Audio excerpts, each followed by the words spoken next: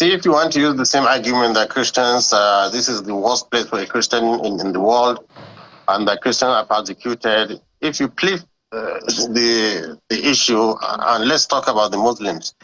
So when you see the situation of Muslims, especially in the Southeast, even in the South, even in the Southwest, even in Southwest where Muslims seems to be majority, there's a sort of persecution and suppression.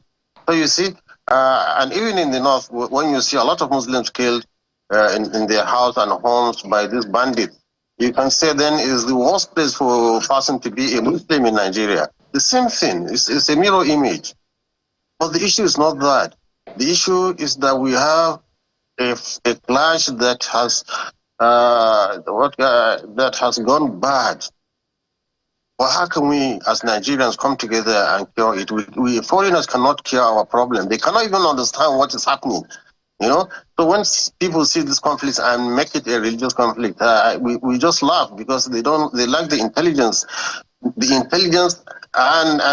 the wisdom to tackle this problem.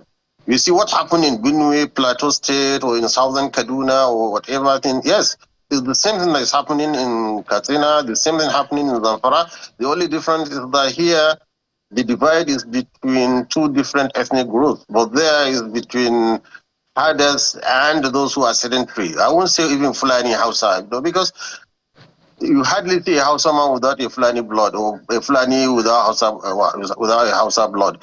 In fact, when you go to the bush, they're all speaking Hausa. They have turned into Hausas. So the only problem we have is there are fault lines where there are ethnic tribes that are indigenous in an area, and they are settlers, and they fight over resources. Then how do we stop this bloodshed? Is to go there and see how we can amicably reconcile between them. You have a lot of Igbos, despite the agitation for a Biafran state. You have them in Abuja, you have them in Kaduna, you have them in Kano, everywhere doing their business fine. And the population are very happy with what they are providing the service. And you have houses everywhere. You go to Agege, you go to here in Lagos, you go to Ibadan, houses everywhere. Yorubas, you go to Maiduguri, doing their business. We Nigerians, we are united. Just go to the market. That's where you know there's unity between Nigerians. And we share the same military, we share the same police, we share the same politics. So I don't know what animosity. Why do we want a narrative that will give a foreigner that has once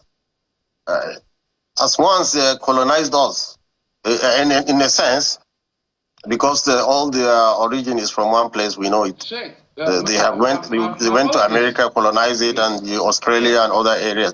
So now, how can we give them a Nigeria on a platter of gold? Just like that to come up with us?